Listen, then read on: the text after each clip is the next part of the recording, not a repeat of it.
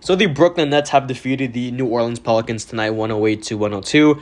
Great bounce back win, previously losing to the Chicago Bulls. It was a great team win overall. KD and Kyrie got it done, but also guys like Nick Claxton, Royce O'Neal, and TJ Warren played their parts today. And that's really the reason why they won today, because as a team, they're one of the best teams in the league in terms of roster-wise.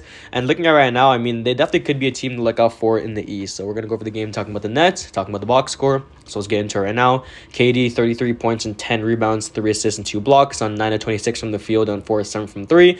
Perfect from the free throw line, 11 of 11. You can see pretty inefficient night from KD. He did play a team-high 38 minutes alongside Kyrie, but, they both shot the ball pretty inefficiently. Now with KD, he's playing essentially a pretty healthy season for him, and he's only missed one game this whole season. So, KD, a fully healthy KD, this is the product you're going to get from him, which is a guy that's a borderline MVP, someone that's in the MVP conversation, and I wouldn't be surprised if he actually got it by the end of the season. So, KD, he's leading the charge for this team, and obviously being the veteran on this team, being 34, you can pretty much tell how he's doing on this team right now. So, Kyrie Irving, 19 points and 5 assists with 5 rebounds, 7 of 22 from the field, 10 from 3. Like I said, pretty inefficient night from Kyrie today. I think starting the fourth quarter, he had 9 points and ended up with 19. So, he made 10 points in the fourth quarter alone. So that's pretty great to see. But he was hitting a lot of clutch shots. I want to say, a lot of clutch shots today. Hit a 3 to make the Nets have the lead around the middle of the fourth quarter. So that's great to see. Kyrie Irving, he's going to have some of these games, but his surrounding cast, they're definitely capable of scoring without his help. Guys like TJ Warren, guys like Utah Watanabe, guys like Royce O'Neal, they can definitely handle themselves. So Nick Claxton, 9 points and 9 rebounds, 4 assists, 1 steal, and 5 blocks. Yes, 5 blocks from Nick Claxton on 4-4 from the field. Claxton, he's been probably their best and most underrated player on the team. Well, I wouldn't say best player, but definitely the most underrated player on the team. 12 points and 8 rebounds over the season, averaging around 2.5 blocks per game. Claxton, he's been the story for this Nets team in terms of defense. He's been their defensive anchor, someone that can guard the perimeter and guard the post, which is something you don't really find in centers in today's age, especially. Having a center that can guard the perimeter and the interior is going to be pretty important. They don't need him to score. They just need him to hold the interior. They got guys like KD and Kyrie on offense already. So, Nick Claxton being the defensive anchor is something that's going to be pretty much a staple for years to come, since he's pretty young. Yeah, he's around 23 years old. So he's going to be probably the future for this team in terms of, building blocks. So Ben Simmons, 6 points, 10 assists. That's great to see. 6 rebounds and 3 steals and a block on 3-6 from the field. They don't really need Ben Simmons to score.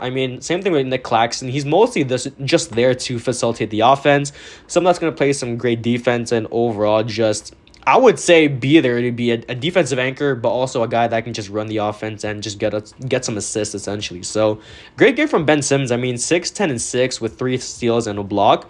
I would say that's a pretty great game from Ben Simmons. So, finally, we got Royce O'Neal in the starting lineup with 14 points and 7 rebounds with 1 assist and 2 steals. Also throwing in 2 blocks on 5 of 8 from the field and 4 of 7 from 3. Royce O'Neal is probably the perfect system match for a guy on this team. Someone that's going to play some great defense and also shoot the 3 ball pretty well. If you look at his 3-point percentage over the season, he's shooting the 3 at around 42% from the 3. So, Royce O'Neal, he's been absolutely great for this Nets team. And even when he's been out, you can sub in guys like TJ Warren, guys like Utah Watanabe, and they would even do just as well as Royce O'Neal would. So, off the bench, we got TJ Warren, great game from him, 15 points and 1 rebound, 1 steal on 5 of 8 from the field and 1 of 2 from 3. Guys like TJ Warren and guys like Utah off the bench definitely gives this team a scoring spark that they need. The only real weakness I see on this team is that they don't have a backup center, which, I wouldn't really say that's really much of a problem. Just right now, in the playoffs, it's definitely going to be more valuable if you have a guy, that can back up Nick Claxton, especially because, Nick Claxton can get into some foul trouble, and, if you don't have a backup center, then where's the rebounding going to be coming from? So I would definitely go out and get maybe just a backup center, nothing too special, someone that can just at least grab rebounds, and I think you guys would be pretty much set for the playoffs. There's not really too many glaring weaknesses on this team. I mean, Seth Curry had 16 minutes and had 8 points on 3 of 9 from the field and 2 of 5 from 3. Joe Harris, 14 minutes and had 1 point. So, I mean, Joe Harris, you probably trade Joe Harris for maybe a backup point guard or a backup center, depending on what you need to fill in. But, I mean, Joe Harris hasn't been the most amazing guy, but definitely can provide you some pretty good 3-point shooting. Shooting the 3 around 38% from the 3 of the season. So, he's also played in 31 games played. So, I mean, Joe Harris, he could be probably the best tradable asset on this team in terms of, what you need to trade to get some other guys. But you could probably package Joe Harris and Seth Curry, and you still have guys like Patty Mills, Marcus Morris, or Markieff Morris. I literally cannot keep track. Yeah, Markieff Morris on the team. You also have Cam Thomas, Daron Sharp, who I think has a lot of potential, Edmund Sumner. So this team, there's a lot of potential on offense. The thing is, I think they really do need a backup center. I mean, the rebounding department, I mean, you're mostly getting rebounds from KD, Nick Claxton, and I mean Ben Simmons too, but it wouldn't hurt to have a backup center to back up Nick Claxton whenever he gets injured or whenever he's going to be in foul trouble. So the Nets, as of right now, they should be 27-13, right? Yeah, 27-13. Looking at the standings overall in the season. In the East, I always look at these in every video. I think it's pretty, I would say it's pretty cool to see, teams moving up and down the Eastern Conference. Yeah, so the top 6 haven't changed. I mean, Boston, Brooklyn, Milwaukee, Cleveland, Philadelphia, and New York. Outside of that, Indiana, Miami, Atlanta, and Chicago. I would say this has been one of the most competitive seasons I've watched in a while. I mean, Boston, Brooklyn, and Milwaukee, 27, 26, and 25. Cleveland also has 25. Philadelphia has 23. New York has 22. I mean, any team can be number 1 in the East, and, Brooklyn could definitely be that team.